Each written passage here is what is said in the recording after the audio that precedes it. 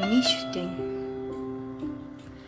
холын бүдэг хэн цагийн минь хоньны ихэн үлгий чи энэ хорвоод юуг шүтдгийм бэ гэж эзнээсээ одоо асуу. Тохон чинээ хинэлэх үед минь толгой дэрмэн зүйлстэй байсан.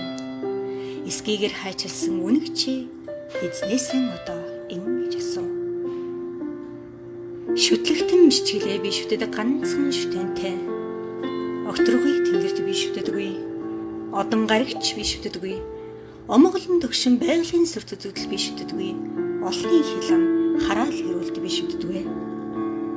Нүд аниж хувь тавиланд би шүтдэггүй. Нүгэл буян бурхан чөтгөрийгч би шүтдэггүй. Би эмэгтэй хүнийг шүтдэг юм. Би их хүнийг шүтдэг юм. Би ээжигээ шүтдэг юм.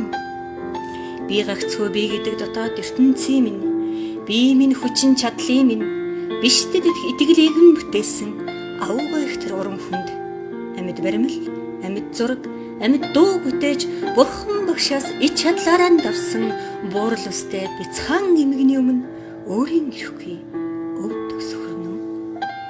Их хүн олон чиг надад миний жишг байгаа ч үгүй ч үү. Ин Христ сэтгэлтэн олон ч намайг миний жишг хайрлаач үгүй ч үү.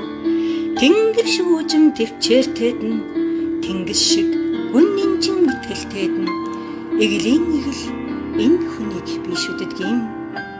Эр би өвдөж тэнгэр тулмаар хэрэгдэг дэвч эрх багих шиг минь уучланхан байдаг. Эвдэрч хүний нүдний булай болсон ч эвидээ эрдэн би төрмөн гэж эрхлүүлэнхэн байдаг. Өсгөөс өдийх хүртэл өвдөг сөхрөөгүй өнөг өнхийн ганц миний шүтэн.